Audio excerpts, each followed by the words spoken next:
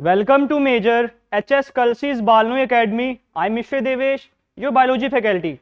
Today we are going to discuss some important facts about biology. हम आज topic wise आपके biology के कुछ इंपॉर्टेंट फैक्ट्स कवर करने जाएंगे जो कि आपके एग्जाम्स में आ सकता है. तो स्टार्ट करते हैं.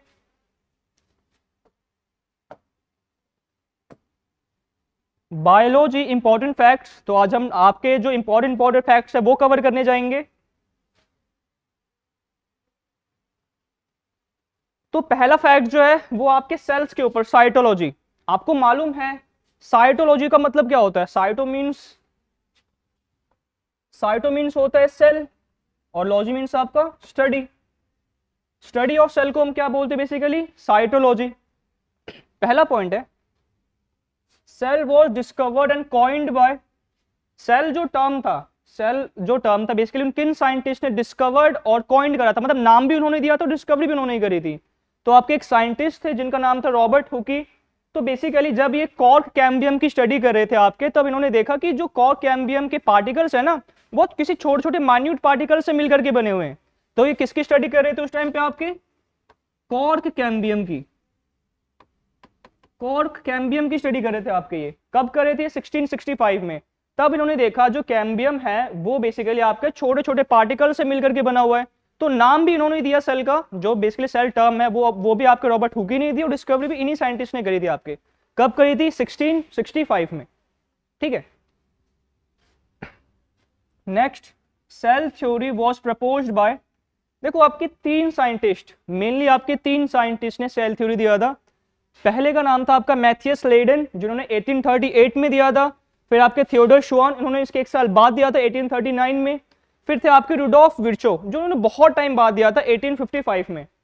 आपके सेल थ्योरी में क्या बोला गया? बेसिकली जितने भी आपके लिविंग ऑर्गेनिज्म है, जितने भी, चाहे आपके मल्टी सेलुलर यूनिसेलुलर, सभी की बॉडी सेल से मिलकर के बनी होती है, जितने भी आपके लिविंग ऑर्गेनिज्म है. दूसरा स्टेटमेंट बोला गया था इसमें कि बेसिकली जितने भी आपके नए सेल्स बनते हैं, all new sales arise from pre existing cells. जितने भी आपके नए सेल्स की फॉर्मेशन होती है कहीं ना कहीं वो आपके पुराने सेल से ही होती है, प्री एग्जिस्टिंग सेल से. तीसरा स्टेटमेंट बोला गया था कि बेसिकली सभी सेल्स अपने अपने फंक्शंस में स्पेसिफिक होते हैं. All cells are specific in their function. इसका अगर मैं आपको एग्जांपल बताऊं, आपको मालूम है जैसे हमारे नर्वस टिश्यू में न्यूरॉन होता है. न्यूरॉन, अगर मैं न्यूरॉन को अपने स्टमक में डाल दूंगा तो क्या वो मेरे डाइजेशन का काम कर पाएगा? पॉसिबल ही नहीं है बेसिकली. तो मैं ये बोलना चाह रहा हूं कि सभी सेल्स जो होते हैं अपने अपने काम में स्पेसिफिक होते हैं. ये तीन स्टेटमेंट आपके सेल थ्योरी में बोला गया था, जो कि इन तीन साइंटिस्ट ने दिया था आपके. ठीक है. Next, total average number of cells in human body. Human body के अंदर एवरेज नंबर ऑफ सेल्स, अगर मैं आपको बताऊं, फर्टिलाइजेशन के बाद जब जायगोट की फॉर्मेशन होती है, जब आपका स्पर्म और एग फ्यूज करते, उसके बाद जायगोट की फॉर्मेशन होती है. जायगोट उस टाइम पे होता है एक सिंगल सेल से मिलकर के बना होता है. जायगोट होता है उस टाइम पे यूनिसेलुलर. सभी के सभी एनिमल, ज्यादातर मोस्टली एनिमल्स आपके अपने एक ना एक लाइफ स्पैन पे, अपने एक ना अपने लाइफ के स्टेज पे सिंगल सेल होते ही हैं. कौन से स्टेज में? जायगोट की स्टेज पे.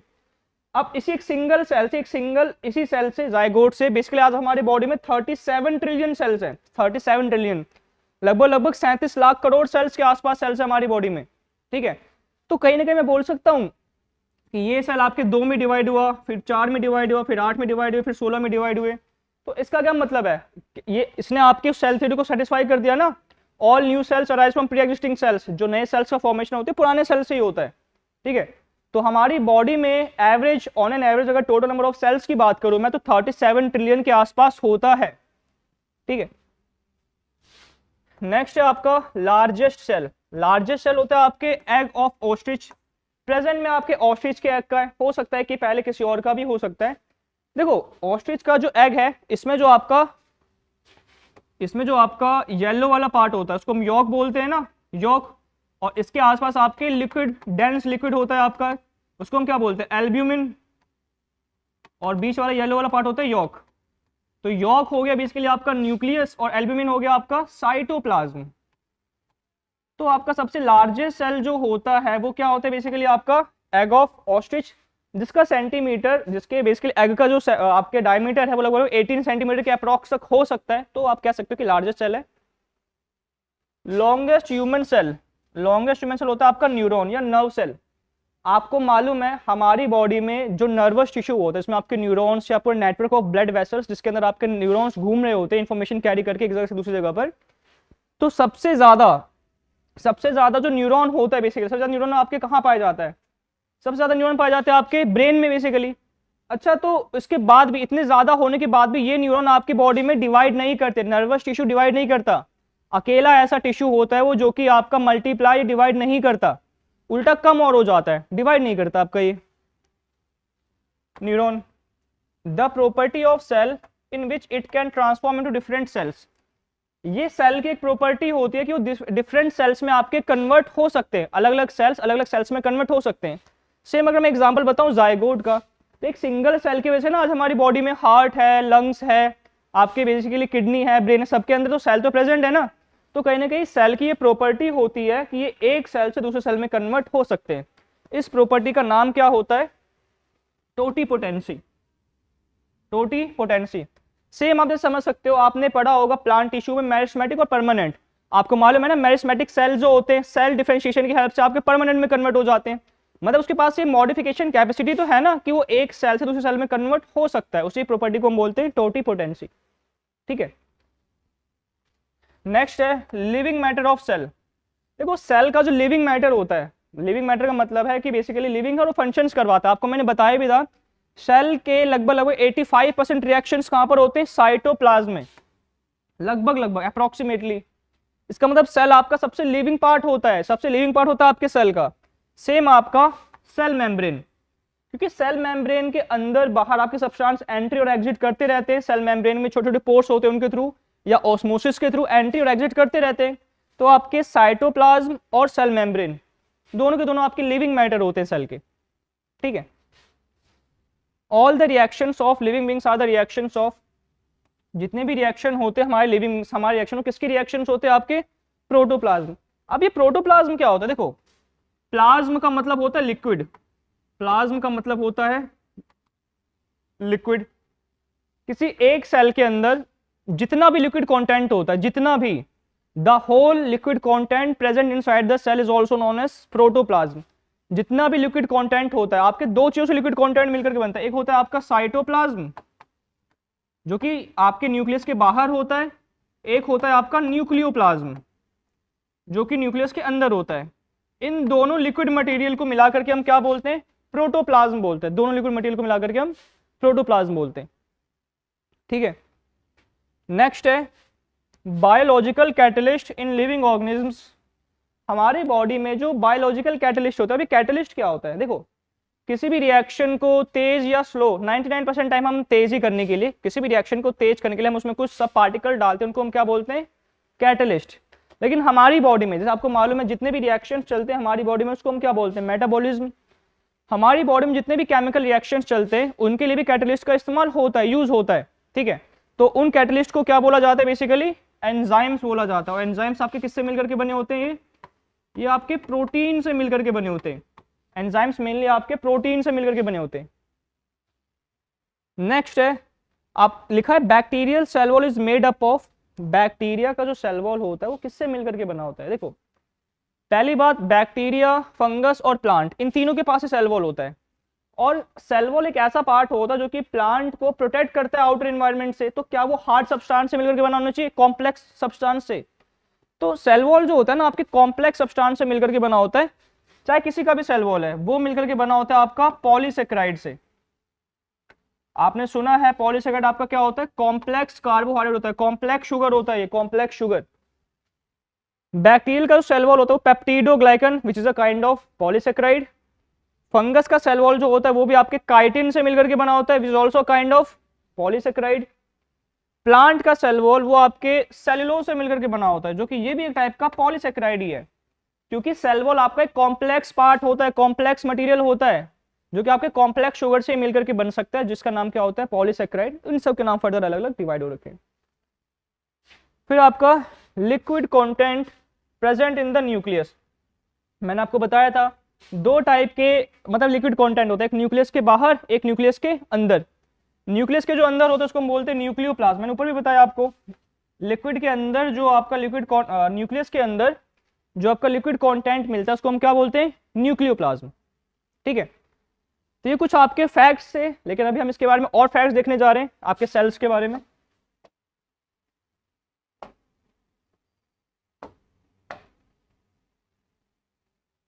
पहले आपका site of cellular respiration. Cell में रेस्पिरेशन कहाँ होता है? देखो, रेस्पिरेशन का मेन मोटो होता है एटीपी प्रोड्यूस करना, एटीपी। अब एटीपी का फुल फॉर्म क्या होता है? Adenosine triphosphate. रेस्पिरेशन का जो मेन मोटिव होता है हमारी बॉडी में, वो होता है एनर्जी रिलीज करना, एटीपी रिलीज करना। तो बेसिकली सेल्यूलर रेस्पिरेशन का मतलब है कि सेल्स में एनर्जी कौन आपका प्रोवाइड करता है या प्रोड्यूस करता है? ऑब्वियसली उसका आंसर क्या आपका? माइटोकॉन्ड्रिया। ठीक है, माइटोकॉन्ड्रिया। फिर आपका site of ATP synthesis in the cell. ATP के अंदर जो एटीपी का फॉर्मेशन होता है वो सेल के अंदर कहाँ बनता है? तो अगर आप देखोगे माइटोकॉन्ड्रिया के ना 2 लेयर होती हैं। माइटोकॉन्ड्रिया की आपकी 2 लेयर होती है, एक होता है आउटर, एक होता है इनर। आउटर और इनर के बीच में आपका एक फ्लूइड पाया जाता है, उसको बोलते हैं मैट्रिक्स, इसको हम बोलते हैं मैट्रिक्स। तो एटीपी का जो फॉर्मेशन होता है ना वो आपके इनर मेम्ब्रेन में, यहां पर आपके एटीपी का फॉर्मेशन होता है, एटीपी का सिंथेसिस होता है। तो आपका ऑप्शन क्या आएगा? Basically inner membrane of mitochondria. Mitochondria के अंदर वाले मेम्ब्रेन में किसकी फॉर्मेशन होती है? एटीपी की फॉर्मेशन होती है, सिंथेसिस होती है, इनर मेम्ब्रेन ऑफ माइटोकॉन्ड्रिया। ठीक है, नेक्स्ट क्वेश्चन है, vacuole is covered by a membrane called. आपने वैक्यूल का नाम सुना होगा। वैक्यूल आपका ऐसे बबल लाइक स्ट्रक्चर होता है जो कि अंदर क्या स्टोर करता है? अपने फूड स्टोर करता है, फूड स्टोर करता है। वैक्यूल जो होता है मेनली आपके प्लांट सेल में बहुत लार्जर साइज का होता है, एनिमल सेल में बहुत स्मॉल साइज का होता है, किसी किसी एनिमल सेल में तो प्रेजेंट भी नहीं होता। अगर एनिमल सेल में होगा तो बहुत छोटे साइज का होगा वैक्यूल, और किसी किसी एनिमल सेल में प्रेजेंट भी नहीं होता। तो वैक्यूल का काम होता है फूड स्टोर करने का।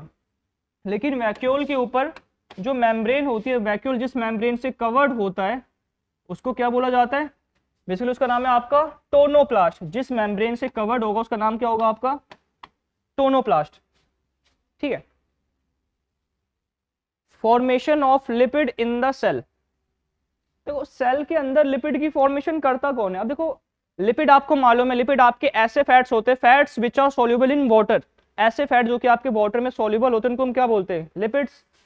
तो याद करो आपका एक सेल ऑर्गेनेल था, इसका नाम था ईआर, एंडोप्लाज्मिक रेडिकुलम। वो 2 टाइप का होता है, आरईआर और एसईआर। तो आपका जो एसईआर होता है, स्मूथ एंडोप्लाज्मिक रेडिकुलम, वो 2 चीज की फॉर्मेशन करता है, एक लिपिड की, दूसरे स्टेरॉइड हॉर्मोन्स की, 2 चीज की फॉर्मेशन करता है। तो लिपिड जो फॉर्म करता है आपके सेल के अंदर वो कौन करता है? Smooth endoplasmic reticulum, SER, smooth endoplasmic reticulum. Next है protein factories of cells are also known as. Protein factories का मतलब क्या? जो कि प्रोटीन फॉर्मेशन कर रहा है। हमारे सेल में मेनली प्रोटीन फॉर्मेशन करता कौन है? देखो प्रोटीन फॉर्मेशन में आपका हेल्प जरूर करता है, वो होता है आपका राइबोसोम। जहां जहां राइबोसोम होगा वहां वहां प्रोटीन होगा। रीजन क्या है? राइबोसोम के सरफेस के ऊपर, राइबोसोम के सरफेस के ऊपर ही प्रोटीन की फॉर्मेशन होती है। राइबोसोम आपका क्या प्रोवाइड करता है प्रोटीन फॉर्मेशन के लिए? साइट या सरफेस। तो राइबोसोम के सरफेस पे ही प्रोटीन की फॉर्मेशन होती है, इस चीज का ध्यान रखना आप। नेक्स्ट है hydrolytic enzymes are present in. देखो हाइड्रोलिटिक एंजाइम क्या होते हैं आपको मालूम है? लाइसोसोम जो होता है, लाइसोसोम, उसको हम क्या बोलते हैं? Suicidal bag of the body. Suicidal bag of the body क्यों बोलते हैं? उसको मालूम है कि अगर मैं फंक्शन करूंगा तो सेल मर जाएगा, सेल के साथ साथ मैं भी मर जाऊंगा, लेकिन फिर भी वो फंक्शन करता है और सेल को किल कर देता है और वो खुद भी मर जाता है, इसलिए उसका नाम पड़ा suicidal bag of the body. लेकिन मैं बात करूं hydrolytic enzyme, hydrolytic enzyme, hydrolytic enzyme में क्या होता है? देखो पहले क्या काम करता है कि ये जो आपका हाइड्रोलिटिक एंजाइम होता है ना, आपके सेल को किल कर देता है, पहले उसको बर्स्ट कर देता है। आपके सेल को, आपके सेल को क्या कर देगा? मान लो ये आपका इन्फेक्टेड आपका सेल है, ये आपके सेल को ऐसे बर्स्ट कर देगा, फटवा देगा। अब देखो जो इन्फेक्टेड सेल है ये अगर इन्वायरमेंट में रहेगा ये बाकी नेबरिंग सेल को भी तो इन्फेक्ट कर सकता है, तो इसको डाइजेस्ट कौन करता है? इसको डाइजेस्ट करता है आपका डाइजेस्टिव एंजाइम। और सेल को किल कौन करता है? Hydrolytic enzyme. तो हाइड्रोलिटिक एंजाइम प्रेजेंट किस में होता है आपके, ये प्रेजेंट होता है आपके लाइजोसोम्स में, लाइजोसोम के अंदर प्रेजेंट होते हैं, वो सेल को किल कर देते हैं हाइड्रोलिटिक एंजाइम। ठीक है, तो आपका सही ऑप्शन क्या है इसमें, लाइजोसोम। नेक्स्ट है light and dark reactions of photosynthesis occurs in. अभी लाइट और डार्क रिएक्शन क्या होता है, बहुत इजी है। लाइट रिएक्शन होता है ऐसे रिएक्शन जो कि सनलाइट की प्रेजेंस में हो रहा है। सनलाइट के प्रेजेंस में क्या रिएक्शन होता है, आपके ग्लूकोज की फॉर्मेशन होती है। फोटोसिंथेसिस में क्या फॉर्म होता है, ग्लूकोज, ऑक्सीजन, हाइड्रोजन गैस और आपका एनर्जी। तो देखो लाइट रिएक्शन का मतलब होता है लाइट के अवेलेबिलिटी में जो जिस चीज की फॉर्मेशन होती है उसको हम बोलते हैं लाइट रिएक्शन। अब देखो डार्क रिएक्शन क्या होता है, डार्क रिएक्शन का मतलब है जब आपका मतलब लाइट चला जाता है, जब आपकी सनलाइट खत्म हो जाती है उसके बाद आपके अंधेरा हो जाता है, तो अंधेरे में जो जो रिएक्शन चलती है, जैसे कि ग्लूकोज का क्या यूटिलाइज करना है, देखो अगर मैं आपको इजी वे में समझाऊं,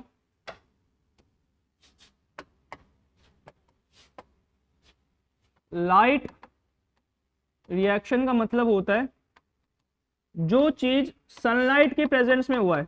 सनलाइट के प्रेजेंस में आपके किस चीज का फॉर्मेशन होता है, ग्लूकोज का, ये आपका लाइट रिएक्शन। अगर मैं डार्क रिएक्शन की बात करता हूं, डार्क रिएक्शन का मतलब होता है जो प्रोडक्ट आपका लाइट रिएक्शन में बना, लाइट रिएक्शन में प्रोडक्ट क्या बना आपका, ग्लूकोज, जो प्रोडक्ट आपका लाइट रिएक्शन में बना है उसका यूटिलाइज करना, उसका यूज करना, वो कौन सी रिएक्शन में आता है आपके, डार्क रिएक्शन में। आप इसमें क्या लिखोगे, utilization of product of light reaction. Light reaction का जो प्रोडक्ट बनता है, जैसे ग्लूकोज बनना है, इसका यूटिलाइज करना, इसका यूज करना, उस रिएक्शन को हम क्या बोलेंगे, डार्क रिएक्शन। तो लाइट रिएक्शन और डार्क रिएक्शन दोनों ही कहां होते हैं आपके प्लांट बॉडी के अंदर, वो होते हैं आपके सेल्स के अंदर क्लोरोप्लास्ट में, क्लोरोप्लास्ट। ठीक है, नेक्स्ट है Golgi bodies are found in eukaryotic cell except. Golgi bodies जो हैं, गोल्जी बॉडीज वो सभी के सभी यूकैरियोटिक सेल में पाए जाते हैं। यूकैरियोटिक सेल का मतलब है ऐसे सेल जो कि आपके एडवांस्ड सेल है, इवॉल्व्ड सेल है, डेवलप्ड सेल है, उनको हम यूकैरियोटिक सेल बोलते हैं। आपका गोल्जी बॉडीज जो है सभी के सभी यूकैरियोटिक सेल में मिलता है, लेकिन एक को छोड़ करके जो कि मेमेलियन आरबीसी। हमारे आरबीसी में बहुत सारी चीजें नहीं होती, हमारे आरबीसी में न्यूक्लियस भी नहीं होता, हमारे आरबीसी में बहुत सारी चीजें नहीं होती, आपके आरबीसी में गोल्जी बॉडीज भी नहीं होता। आपको मालूम है आरबीसी क्या काम करता है, आरबीसी नॉर्मली हमारी बॉडी में ट्रांसपोर्टेशन का काम करता है, गैसेस का, लाइक कार्बन डाइऑक्साइड, ऑक्सीजन, आपके फूड का, हॉर्मोन्स का, हीट का, बहुत सारी चीज़ों का ट्रांसपोर्टेशन करता है। तो उसके पास स्पेस प्रेजेंट होता ही नहीं है। तो हमारा आरबीसी, मैमल का जो आरबीसी होता है उसके अंदर आपके गोल्जी बॉडीज एब्सेंट होते, गोल्जी बॉडीज प्रेजेंट होते ही नहीं है। ठीक है, नेक्स्ट है इन विच सेल न्यूक्लियस इज एब्सेंट। देखो इसमें भी आगे दोबारा से कौन सा ऐसा सेल है जहां पे न्यूक्लियस एब्सेंट होता है, तो उसका भी सीधा सीधा आंसर है आपका मैच्योर्ड आरबीसी। आपके आरबीसी के स्टार्टिंग की स्टेज में होता है, लेकिन जैसे ही डेवलप होने लग जाता है ना, जैसे आपका आरबीसी इमैच्योर से मैच्योर होने लग जाता है, तो उसके अंदर न्यूक्लियस, उसके अंदर गोल्जी बॉडीज, उनके अंदर अदर जो सेल ऑर्गेन्स होते हैं वो भी हट जाते हैं। क्यों, क्योंकि उसको अपने अंदर स्पेस खाली करना होता है। क्यों, क्योंकि वो ट्रांसपोर्टेशन एजेंट ही तो एक तरीके से आपका जो आरबीसी होता है ट्रांसपोर्टिंग एजेंट है आपकी बॉडी का। आपकी बॉडी में गैसेस को, फूड को, वाटर को, मिनरल्स को, हीट को कैरी कौन करता है, आपका ब्लड ही करता है। ताकि आपके ब्लड में आरबीसी में ज्यादा से ज्यादा पार्ट खाली हो, उसके पास कोई भी पार्ट प्रेजेंट ज्यादा होता ही नहीं है। Main thin thread like structure present in nucleus. Nucleus के अंदर थ्रेड लाइक स्ट्रक्चर, देखो होता क्या है,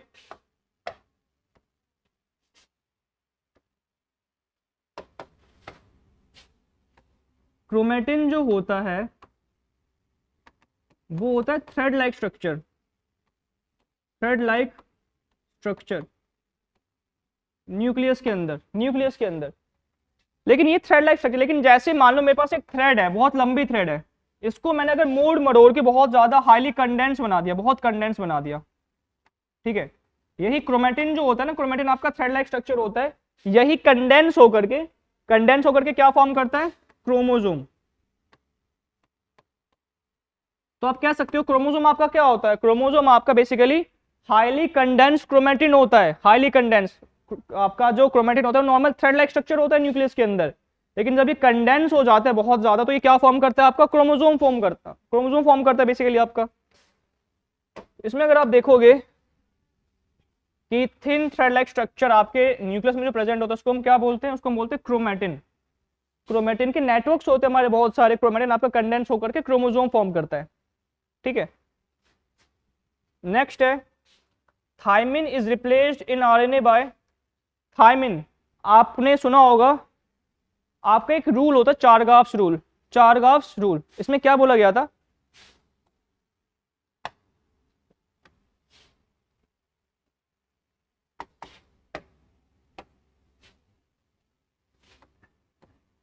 ATGC,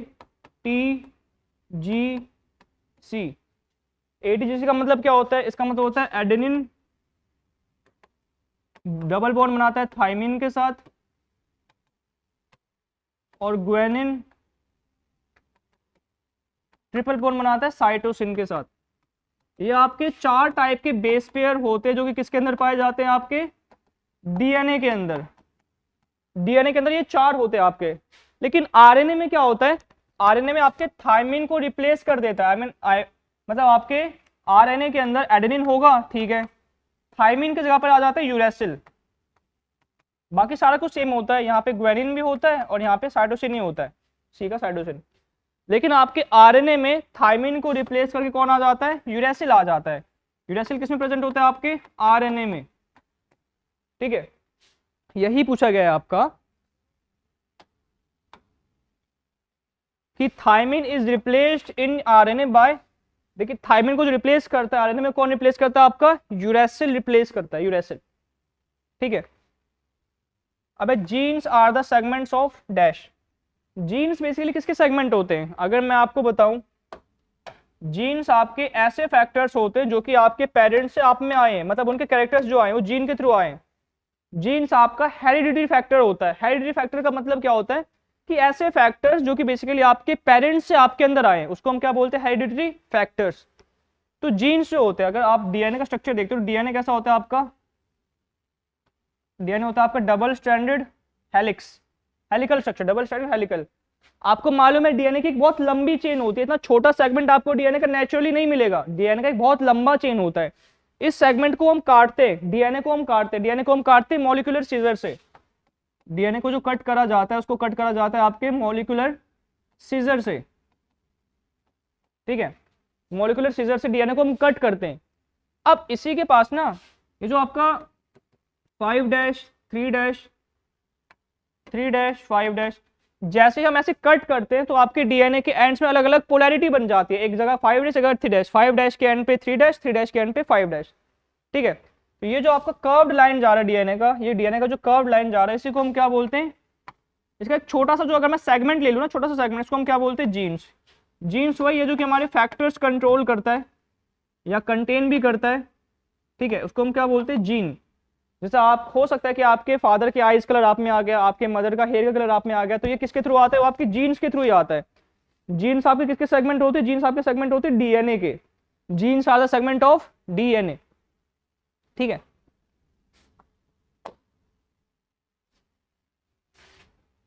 number of chromosomes found in potato, potato के अंदर जो नंबर ऑफ क्रोमोसोम्स होते हैं कितने होते हैं, 48। इसका मतलब जैसे हमारे में 2n, हमारे में जो n की वैल्यू होती है वो होती है 23, ह्यूमन में 23 का पेयर होता है। सेम अगर मैं बात करूं आपके पोटैटो में, तो पोटैटो में अगर आप n की वैल्यू निकालोगे तो n की वैल्यू क्या आएगी, आप 48 को 2 से डिवाइड कर दो तो क्या आंसर आ जाएगा आपका 24। इसका मतलब आपके पोटैटो में जो n की वैल्यू होगी वो कितनी होगी, आपके क्रोमोसोम नंबर कितना होगा, आपके पोटैटो में जो क्रोमोसोम नंबर है वो है 48, ठीक है। टोटल नंबर ऑफ क्रोमोसोम कितना आपका 48। तो उसका जो एक साइड होगा, एक साइड जो होगा, एक पेयर जो होगा आपके पोटैटो का वो कितना होगा, 1 से लेकर के 24 पेयर होता है, ठीक है। 24 एक तरफ, 24 एक तरफ, तो आपके टोटल कितने क्रोमोसोम होंगे, 48, ठीक है। नेक्स्ट है largest chromosome number 1262 has found in, हमारे अंदर जो क्रोमोसोम नंबर है वो आपका 46, 1262, मतलब 1262 क्रोमोसोम्स किसमें पाए गए हैं, एक आपका प्लांट होता है, प्लांट, उस प्लांट वो आपके टेरिडोफाइट्स कैटेगरी में आता है। आपने प्लांट किंगडम पढ़ा है, थैलोफाइट, ब्रायोफाइट, टेरिडोफाइट, जिम्नोस्पर्म्स और एंजियोस्पर्म। एक आपका प्लांट है जिसका नाम क्या होता है, ऑफियोग्लोसम, उस प्लांट का नाम है ऑफियोग्लोसम। ये आपके एक टाइप का कौन सा प्लांट होता है, एक फर्न प्लांट होता है, फर्न, एक फर्न प्लांट होता है। फर्न क्या होता है, आपके टेरिडोफाइट्स के अंदर आता है। इनकी लीफ का जो स्ट्रक्चर होता है वो स्नेक के हुड की तरह होता है, फर्न के जो प्लांट्स होते हैं। तो फर्न का जो क्रोमोसोम नंबर था वो कितना था आपका, 1262। हमारे अंदर 46 होता है, इनके अंदर 1262, जो कि बहुत ही ज्यादा क्वांटिटी है आपके किसके, क्रोमोसोम नंबर की। नाम याद रखना आप, ऑफियोग्लोसम, ठीक है। नेक्स्ट है, which cell division takes place in reproductive cells. आपकी रिप्रोडक्टिव सेल्स का मतलब क्या है, रिप्रोडक्टिव सेल्स को हम जर्म सेल्स बोलते हैं, गैमेट्स बोलते हैं, सेक्स सेल्स बोलते हैं। जैसे मेल के अंदर स्पर्म होता है, फीमेल के अंदर एग सेल्स होते हैं, तो इन सेल्स को हम क्या बोलते हैं, रिप्रोडक्टिव सेल्स। आपके स्पर्म का फॉर्मेशन होना, आपको मालूम है एक स्पर्मेटोजोआ से आपके चार स्पर्म बनते हैं, चार स्पर्म बनते हैं। या बेसिकली आपको ये भी मालूम है कि एक माइक्रोस्पोर से आपके 4 पॉलन ग्रेन्स बनते हैं। मतलब आपके, मैं ये बोलना चाह रहा हूँ, आपके सेक्स सेल्स में डिवीजन, आपके जर्म सेल में डिवीजन, वो किसके थ्रू होता है, आपके म्यूसिस के थ्रू होता है। उसमें आपका एक सेल जो होता है वो 4 सेल में कन्वर्ट हो जाता है, ठीक है। तो आपके बेसिकली पॉलन ग्रेन्स या स्पर्म, ये आपके है कौन से सेल, है तो आपके रिप्रोडक्टिव सेल्स ही ना। तो रिप्रोडक्टिव सेल्स में जो सेल डिवीजन होती है उसको हम क्या बोलते हैं, बेसिकली म्यूसिस बोलते हैं, ठीक है।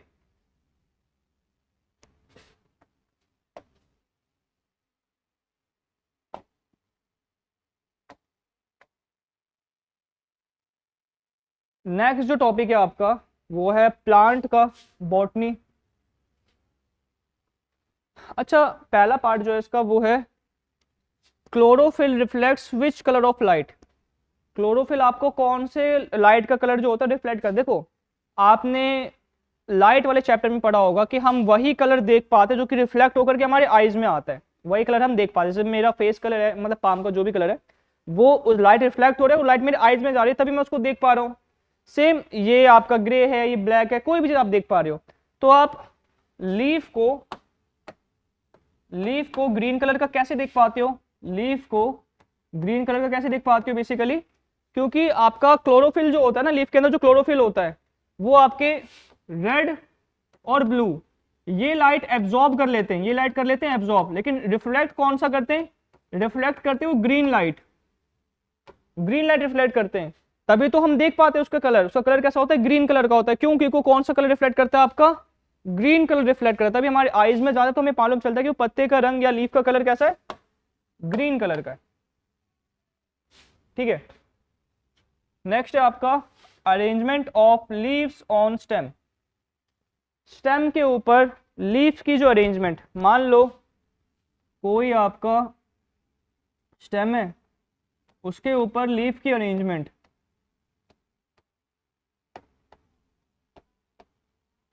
उसके ऊपर लीफ की अरेंजमेंट, स्टेम के ऊपर लीफ की जो अरेंजमेंट होती है उसको हम क्या बोलते हैं, बेसिकली उसको हम बोलते हैं फाइलोटैक्सी, फाइलोटैक्सी, ठीक है। when asexual, unisexual and bisexual all kinds of flowers are present in plants, the condition is known as polygamous।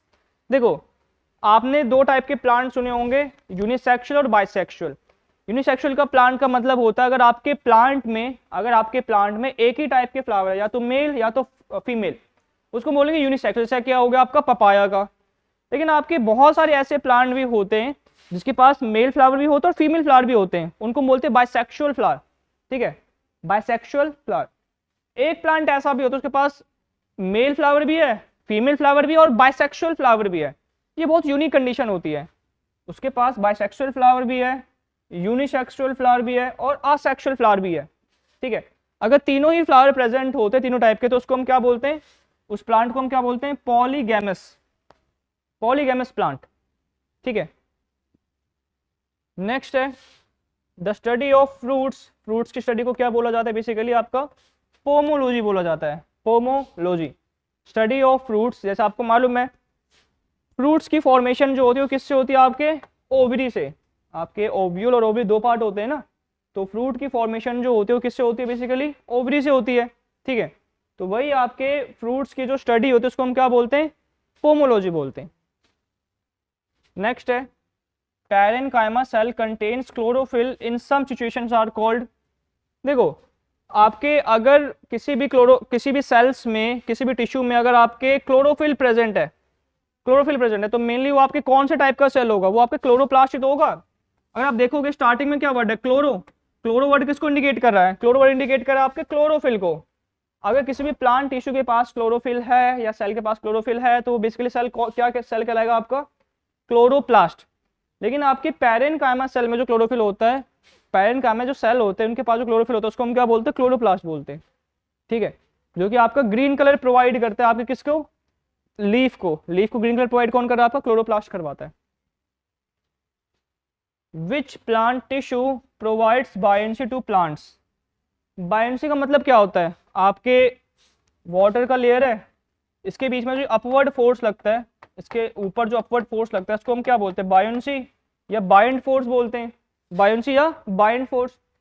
तो आपके कुछ प्लांट्स ऐसे होते हैं जो कि जो कि वाटर के सरफेस पे फ्लोट करते हैं, वाटर के सरफेस पे इनके ऊपर ना ऐसे एयर का सैक होता है, एयर का आप कह सकते हो एयर का बबल होता है इनके पास, ऐसा एयर का बबल होता है जो कि इनका वेट जो होता है ना, इनकी डेंसिटी जो होती है बहुत कम कर देता है, लेस डेंस कर देता है, जिसकी वजह से जैसे ही ये जैसे आपके बायोन्सी लगता है ऊपर तो ये डबल ट्यूब की तरह काम करते हैं, क्योंकि इनके अंदर एयर प्रेजेंट होता है, तो ये आपके वाटर के सरफेस पे फ्लोट करते हैं। तो हेल्प कौन करवाता है फ्लोट करने में, एक्वाटिक प्लांट को सरफेस पे फ्लोट करने में हेल्प कौन करवाता है, पैरेन्काइमा। ठीक है, chief mechanical tissues are known as chief mechanical. इसका मतलब क्या है, बेसिकली मैकेनिकल का मतलब क्या है, जो कि आपको सपोर्ट प्रोवाइड करता है, सपोर्ट। तो आपके परमानेंट टिश्यू जो होते हैं वो 3 टाइप के होते हैं, पैरेन्काइमा, कॉलेन्काइमा और स्क्लेरेन्काइमा। पैरेन्काइमा का काम होता है फूड स्टोरेज का, कॉलेन्काइमा का काम होता है फ्लेक्सिबिलिटी इलास्टिसिटी प्रोवाइड करने का, स्क्लेरेन्काइमा का काम होता है कि किसी भी पार्ट को हार्ड करना, स्टिफ करना, रफ करना, मतलब सपोर्ट प्रोवाइड करना। सपोर्ट प्रोवाइड कौन करवाता है आपका, स्क्लेरेन्काइमा। स्क्लेरेन्काइमा जो होता है इसके पास आपके डेड सेल्स भी पाए जाते हैं, डेड सेल्स, स्क्लेरेन्काइमा के पास आपके डेड सेल पाए जाते हैं। ठीक है, ये भी क्वेश्चन आपका बन सकता है बेसिकली, लेकिन आपके जो चीफ मैकेनिकल टिश्यू होते हैं उनको हम क्या बोलते हैं, स्क्लेरेन्काइमा बोलते हैं। ठीक है, all phloem cells are living except, सभी के सभी फ्लोएम सेल्स में क्या होते हैं, जैसे आपका फ्लोएम वेसल्स हो गया, ट्रैकिड्स हो गए, ये सभी के सभी कैसे होते हैं, आपके लिविंग होते हैं। लेकिन फ्लोएम फाइबर्स जो होता है, फ्लोएम फाइबर्स वो क्या होता है बेसिकली आपका, वो डेड होता है।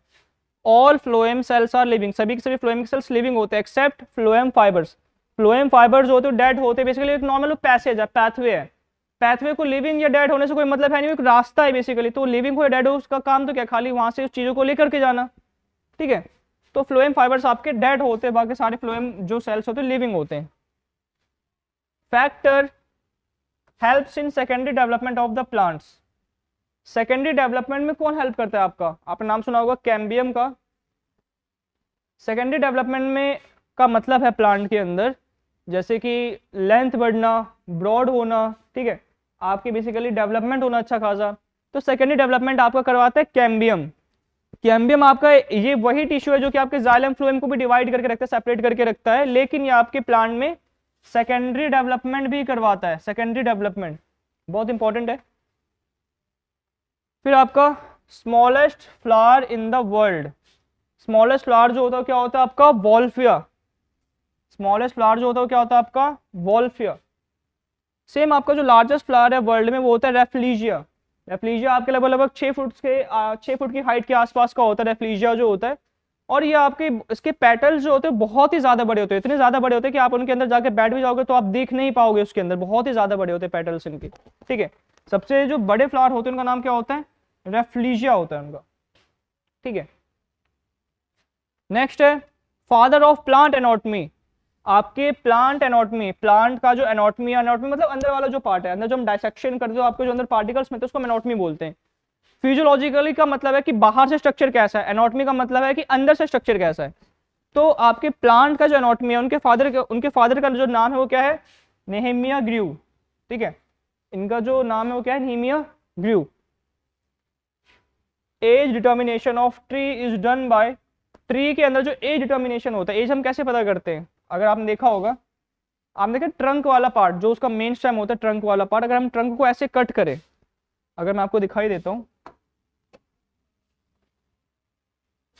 ये है आपका ट्रंक। अगर मैं ट्रंक को ऐसे कट करूंगा और मैं यहाँ से देखूंगा ऊपर से, तो मुझे ट्रंक कैसा अपीयर होगा? मुझे ट्रंक अपीयर होगा ऐसे सर्कुलर। तो ट्रंक के अंदर ना ऐसे आपके रिंग्स लाइक स्ट्रक्चर होता है, ऐसे रिंग्स लाइक स्ट्रक्चर। इन रिंग्स लाइक स्ट्रक्चर को मैं क्या बोलता हूँ? Annual rings. एनुअल रिंग्स, जो कि बेसिकली आपके एज का ट्री डिटरमाइन, मतलब एज का, जो ट्री का एज होता है ना, ट्री का एज डिटरमाइन करते हैं कौन? आपके ये एनुअल रिंग्स। तो एनुअल रिंग्स आपके ऐसे रिंग्स लाइक स्ट्रक्चर होते हैं, ट्रंक के अंदर प्रेजेंट होते हैं, और वो आपके ट्री का एज डिटरमाइन करते हैं। ठीक है, तो age determination of tree is done by, tree के अंदर जो एज डिटरमाइन करते हैं किसके थ्रू करते हैं? आपके एनुअल रिंग्स के थ्रू। ठीक है,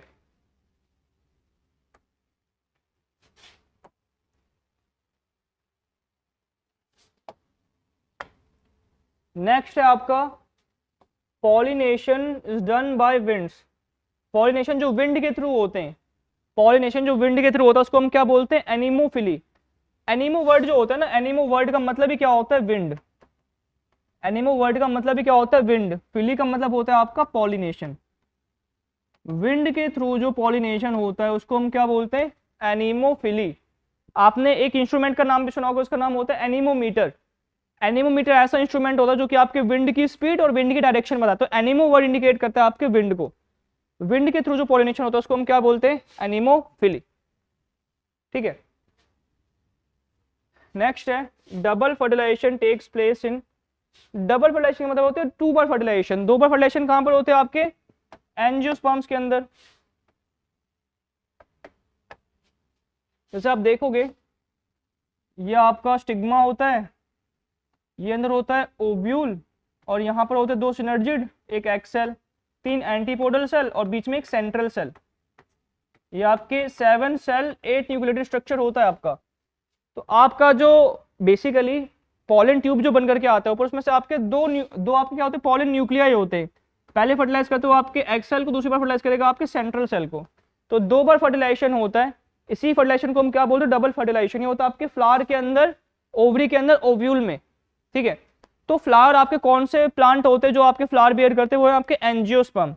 डबल फर्टिलाइजेशन जो होता है वो किसके अंदर होता है? आपके एंजियोस्पर्म के अंदर होता है, एंजियोस्पर्म के अंदर। तो आपका सही ऑप्शन क्या होगा? Formation of pollen grains from microspore. Microspore आपका ऐसा स्पोर होता है जिसके पास कैपेसिटी होती है कि पॉलन ग्रेन बना सकता है। माइक्रोस्पोर आपका ऐसा सेल होता है प्लांट के अंदर जिसके पास कैपेसिटी होती है कि वो पॉलन ग्रेन की फॉर्मेशन कर सकता है। तो माइक्रोस्पोर जो होता है ना, आपके एक सेल जो होता है माइक्रोस्पोर का, वो 4 पॉलन ग्रेन बनाता है। 4 पॉलन ग्रेन। आपने सोचा ये कौन सा प्रोसेस है? अगर मैं बोल रहा हूँ पॉलन ग्रेन की फॉर्मेशन, पॉलन ग्रेन की फॉर्मेशन क्या हुआ? ये कहीं ना कहीं गैमेट का फॉर्मेशन हुआ ना। तो बेसिकली गैमेट के फॉर्मेशन के लिए कौन सा प्रोसेस यूज होता है? आपका मियोसिस या माइटोसिस? वो बेसिकली यूज होता है आपका मियोसिस। तो आपका एक माइक्रोस्पोर से, एक माइक्रोस्पोर सेल से आपके चार पॉलन ग्रेन बनना, इस प्रोसेस को क्या बोला जाएगा? माइक्रोस्पोरोजेनेसिस। एक माइक्रोस्पोर से आपके 4 पॉलन ग्रेन्स बनना, इसको हम क्या बोलेंगे? Microsporogenesis. Amphibian of the plant kingdom, bryophytes. देखो आपके 5 प्लांट किंगडम थे, थैलोफाइट, ब्रायोफाइट, टेरिडोफाइट और जिम्नोस्पर्म्स, एंजियोस्पर्म्स, 5। ठीक है, तो आपका ब्रायोफाइट जो होता है उसको हम एम्फीबियन इसीलिए बोलते हैं क्योंकि वो रहता तो लैंड के ऊपर ही है, लेकिन उसको रिक्वायरमेंट होती है वाटर की, किसके लिए? रिप्रोडक्शन के लिए। इसको हम क्या इसीलिए इसको हम क्या बोलते हैं? एम्फीबियन। देखो अगर वो रिप्रोड्यूस नहीं कर पाएगा तो कहीं ना कहीं उसका लाइफ साइकिल इनकम्प्लीट हो जाएगा। रिप्रोडक्शन का जो मेन मोटिव होता है वो होता है कंटिन्यूटी ऑफ स्पीसीज, स्पीसीज को कंटिन्यू रखना, उसी को हम रिप्रोडक्शन बोलते हैं mainly.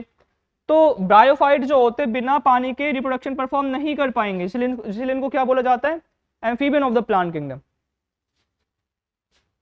Respiratory roots are found in, respiratory root जो होते हैं कौन से प्लांट से मिलते हैं? बेसिकली आपने मैंग्रोव्स का नाम सुना होगा, जहां पर आसपास आपका मर्ड पाया जाता है, कीचड़ पाया जाता है, मार्शी एरिया जो होता है।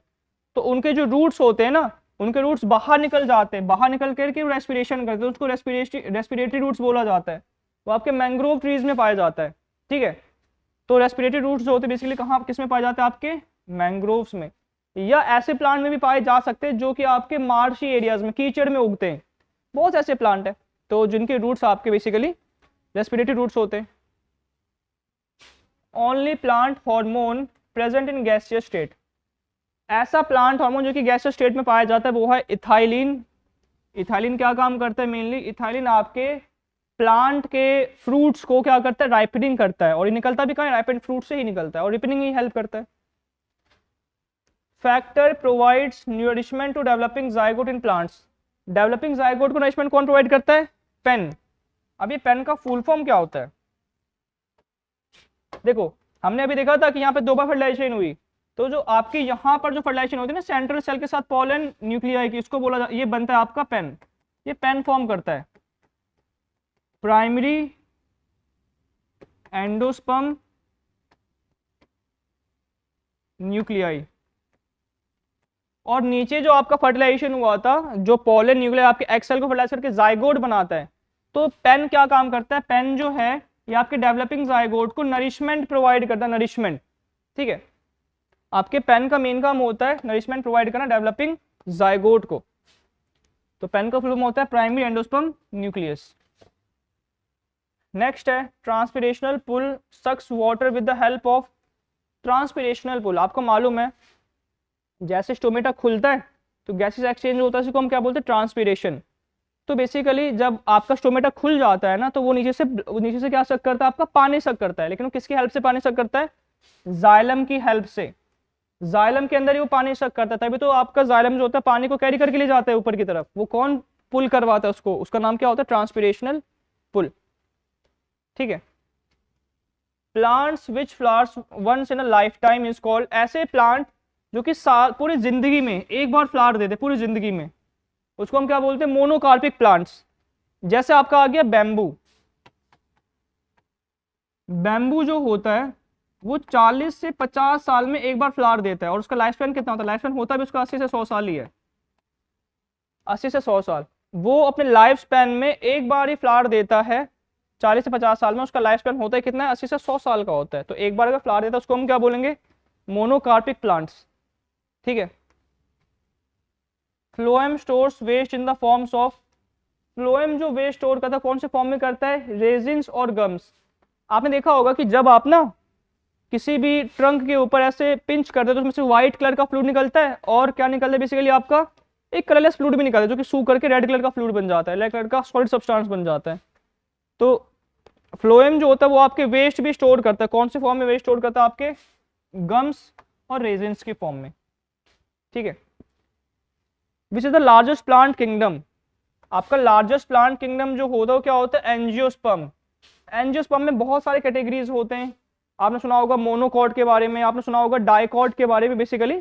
तो मोनोकॉट हो गया, डाइकॉट हो गया, ये सब आपके बहुत टाइप के पार्ट्स होते हैं, जिसके किसके पार्ट होते हैं? आपके एंजियोस्पर्म्स के। तो एंजियोस्पर्म्स में बहुत सारे मेंबर्स पाए जाते हैं आपके, सबसे लार्जेस्ट किंगडम होता है आपका angiosperm.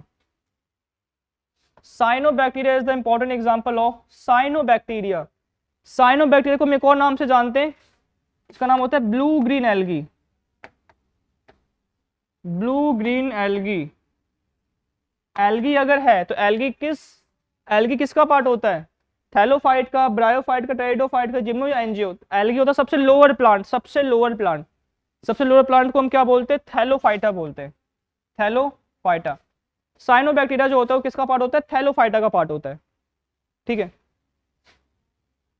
Bark of plant that helps in making medicine for malaria.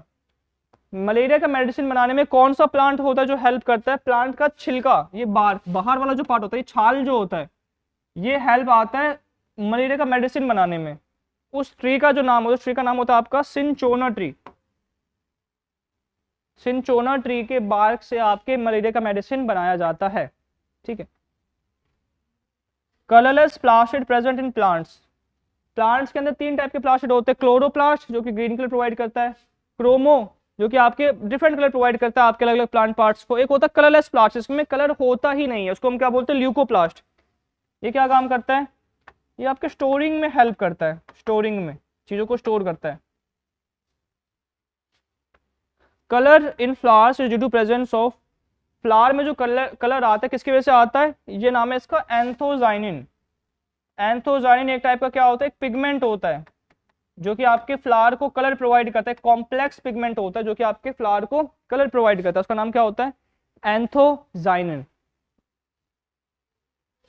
Pollination occurs with in the same flower, same flower के अंदर जो पॉलिनेशन होता है, मतलब मैं बात करूं बाइसेक्सुअल फ्लावर की, बाइसेक्सुअल फ्लावर के अंदर जो पॉलिनेशन होता है उसको हम क्या बोलते हैं? Autogamy, autogamy. ठीक है,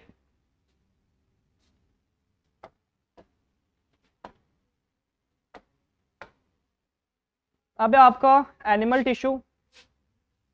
study of tissue is also called, tissue की स्टडी को क्या बोला जाता है आपको? हिस्टोलॉजी बोला जाता है। टिश्यू की स्टडी को क्या बोला जाता है? Histology. Which animal tissue is also called covering tissue, covering tissue हम किसे बोलते हैं? कवरिंग टिश्यू का मतलब है कि हमारे स्किन को कवर करके रखता है, हमारे बॉडी की स्किन को, हमारे ऑर्गन्स के, ऑर्गन्स का जो स्किन, ऑर्गन का जो बेसिकली एक्सटर्नल लेयर होता है उसको कवर करता है, माउथ के लेयर को कवर करता है, हमारे बॉडी में अलग अलग जगह को कवर करता है, उसको हम क्या बोलते हैं? Epithelium tissue. या तो एपिथेलियम बोलो या एपिथेलियल बोलो, एक ही बात है। Which tissue stores fat and reduces heat loss from skin, कौन सा ऐसा टिश्यू होता है जो कि फैट को स्टोर करता है और आपके हीट को लॉस नहीं होने देता, रिड्यूस नहीं होने देता? तो उस टिश्यू का नाम क्या है आपका? Adipose tissue.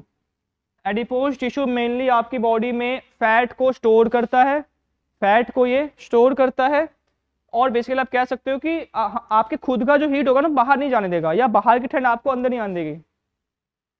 आपने सुना होगा कि जो फैट होते हैं ना, थोड़े से ओबीज लोग जो होते हैं उनको ठंड कम लगती है, रीजन क्या होता है? उनके एडिपोज टिश्यू में होता है फैट। फैट क्या काम करता है? आपकी खुद की गर्मी बाहर नहीं जाएगी और बाहर से ठंड अंदर नहीं आएगी, उसको क्या बोला जाता है? एडिपोज टिश्यू, जहां पे आपके फैट स्टोर्ड होते हैं। हमारे ब्लड में, बॉडी में कितना ब्लड होता है? मतलब हमारी बॉडी वेट के हिसाब से 10% होना चाहिए। अगर किसी की बॉडी का वेट है 60 या 75 मान लो, या 70 के आसपास मान लो, तो उसका अगर 10% निकालेंगे तो 6 या 6.5 के आसपास आएगा। तो यही हमारे बॉडी वेट के हिसाब से हमारी बॉडी में ब्लड भी होना चाहिए। ठीक है, 5 से 6 लीटर आपका एवरेज होता है। The colour of deoxygenated blood in the human, देखो ह्यूमन के अंदर जो डीऑक्सीनेटेड ब्लड होता है, जिसके अंदर कार्बन डाइऑक्साइड बहुत ही ज्यादा होता है, बहुत ज्यादा कार्बन डाइऑक्साइड होता है, तो उसका कलर होता है हल्का सा पिंकिश पर्पल कलर का, क्योंकि उसमें आपका वेस्ट भी मिला हुआ होता है, उसमें आपका कार्बन डाइऑक्साइड मिला होता है, जो कि आपके हीमोग्लोबिन का पिगमेंट का कलर चेंज कर देता है। नॉर्मल आपके ब्लड का कलर जो होता है, ऑक्सीनेटेड ब्लड का जो कलर होता है वो रेड कलर का होता है। लेकिन अगर आपका ब्लड डीऑक्सीनेटेड है, मतलब इसमें आपका वेस्ट भी है, गैसेस भी है और अदर वेस्ट भी है, तो उसका कलर क्या हो जाता है आपका? पिंक पर्पल कलर का। नेक्स्ट है the site of formation of clotting factors in human, आपके क्लॉटिंग फैक्टर जो बनते हैं ह्यूमन के अंदर कहाँ बनता है? आपको मालूम है आपका जो ब्लड है वो दो चीजों से मिलकर के बना होता है, ब्लड कॉर्पस्कल्स और प्लाज्मा। प्लाज्मा के अंदर आपके क्लॉटिंग फैक्टर्स बनते प्लाज्मा के अंदर, लेकिन क्लॉटिंग फैक्टर को रिलीज कौन करवाता है? क्लॉटिंग फैक्टर को रिलीज करवाता है प्लेटलेट्स। प्लेटलेट्स रिलीज करवाते क्लॉटिंग फैक्टर को, लेकिन क्लॉटिंग फैक्टर्स बनते कहाँ हैं आपके? वो बनते हैं प्लाज्मा के अंदर। फिर आपके cells of cartilage also known as, cartilage के जो सेल्स होते हैं, कार्टिलेज के जो सेल्स होते हैं उसको हम क्या बोलते हैं? उनको हम बोलते हैं कॉन्ड्रोसाइट। साइट का मतलब तो हो गया आपका सेल, कॉन्ड्रो का मतलब हो गया आपका कार्टिलेज। कार्टिलेज के जो सेल्स होते हैं उनको हम क्या बोलते हैं basically? Chondrocyte.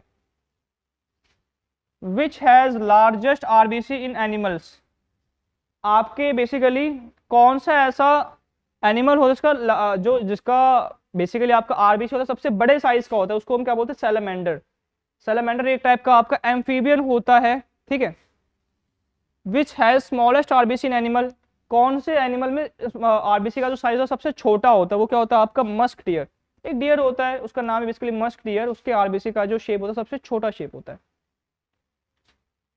Number of RBC is counted by, हमारे आरबीसी कौन काउंट करता है? एक होता है हीमोसाइटो, हीमो मतलब हो गया आपका हीमोग्लोबिन से बना आपका, हीमोसाइटो मतलब हीमोसाइट, हीमोसाइट का मतलब हो गया आपके red blood cell. Red blood cell को जो नापता है उसको, इसका नाम क्या होता है? हीमोसाइटोमीटर। हीमोसाइटोमीटर आपके रेड ब्लड सेल्स को काउंट करके बताता है। The increase in number of WBC is called as, आपके डब्ल्यूबीसी का नंबर इंक्रीज होना, डब्ल्यूबीसी का नंबर इंक्रीज होना क्या कहलाता है आपका? ल्यूकीमिया, जो कि आपका ब्लड कैंसर होता है। ब्लड कैंसर, ब्लड कैंसर में यही तो होता है कि डब्ल्यूबीसी की क्वांटिटी बहुत ज्यादा बढ़ जाती है और आरबीसी की क्वांटिटी बहुत ज्यादा कम हो जाती है। जिसकी वजह से आपका ब्लड जो होता है ना एक इन्फेक्शन से फाइट करता है, तभी आपके WBC की क्वांटिटी बहुत ज्यादा बढ़ जाती है। इसी को हम क्या बोलते हैं, ल्यूकीमिया बोलते हैं, इसको हम ब्लड कैंसर के नाम से भी जानते हैं। The movement of WBC to the site of injury is called, मान लो मेरे यहाँ चोट लग गई, मेरे यहाँ पर चोट लग गई और यहाँ पर WBC जाएगा डिफेंस मैकेनिज्म के रूप में, डिफेंस मैकेनिज्म के फॉर्म में, तो मेरे एक बॉडी पार्ट से दूसरे बॉडी पार्ट में जो WBC जाता है, जहाँ पे इंजरी लगती है, इस जाने की मूवमेंट को क्या बोला जाता है, डायापेडेसिस। डायापेडेसिस मतलब आपके WBC इंजरी की साइड पे जो जाते हैं उसका नाम क्या होता है, मूवमेंट का नाम क्या होता है, डायापेडेसिस।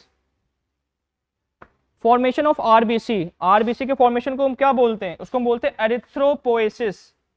एरिथ्रो का मतलब हो गया रेड, एरिथ्रो का मतलब हो गया आपके रेड, पोएसिस का मतलब हो गया फॉर्मेशन। रेड ब्लड सेल के फॉर्मेशन को हम क्या बोलते हैं, एरिथ्रोपोएसिस। ये आपकी बॉडी में कहां पर होता है, ये होता है रेड बोन मैरो में।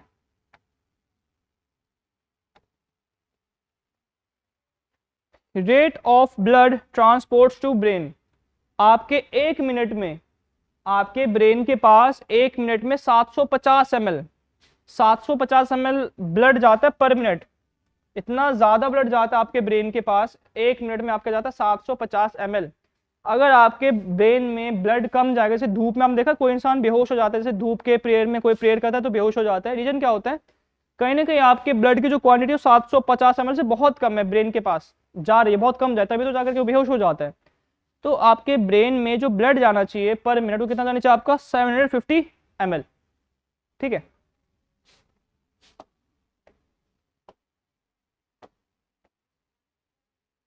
The factor which is produced by liver and helps in blood clotting, ऐसा फैक्टर जो कि लिवर में प्रोड्यूस होता है और किसमें हेल्प करता है, आपके ब्लड क्लॉटिंग में, इसका नाम होता है प्रोथ्रोम्बिन। प्रोथ्रोम्बिन, प्रोथ्रोम्बिन क्या रिलीज करता है आपका, प्रोथ्रोम्बिन रिलीज करता है आपका फिब्रिनोजन, फिब्रिनोजन जो कि आपका एक बहुत इंपॉर्टेंट क्लॉटिंग फैक्टर होता है। ये आपके ब्लड में क्लॉटिंग करने में बहुत ही ज्यादा हेल्प करता है, प्रोथ्रोम्बिन। प्रोथ्रोम्बिन आपका रिलीज कौन करता है, लिवर रिलीज करता है। ठीक है, एक क्लॉटिंग फैक्टर आप कह सकते हो। Which type of WBC produces antibodies, WBC के कौन से ऐसे टाइप होते हैं जो कि आपके एंटीबॉडीज का प्रोडक्शन करता है। देखो एंटीबॉडीज क्या काम करता है हमारी बॉडी में, जब भी कोई माइक्रो ऑर्गेनिज्म हमारी बॉडी में एंटर कर जाता है, कोई भी माइक्रो ऑर्गेनिज्म हमारी बॉडी में एंटर कर जाता है, तो हमारा WBC क्या काम करता है, उसके ऊपर अपने एंटीबॉडीज रिलीज करता है और उसको किल करने का ट्राई करता है। हाँ, अगर मान लो आपके बहुत ही खतरनाक वायरस की एड्स का वायरस है या कैंसरस सेल है, उसको जल्दी किल नहीं कर पाता ये, लेकिन ये अपने कैपेसिटी के हिसाब से उसको किल करना चाहता है। तो WBC का कौन सा ऐसा टाइप होता है जो कि एंटीबॉडी रिलीज करता है, होता है आपके lymphocyte. Lymphocyte. High blood pressure is also known as, high blood pressure को हम क्या बोलते हैं, उसको हम बोलते हैं हाइपरटेंशन।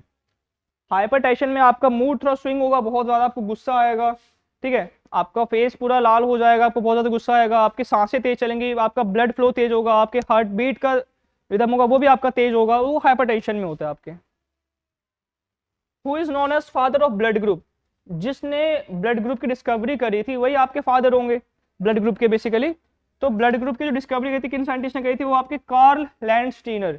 ये ऐसे साइंटिस्ट जिन्होंने आपके ब्लड ग्रुप की डिस्कवरी करी थी, कौन से ब्लड ग्रुप के, ABO।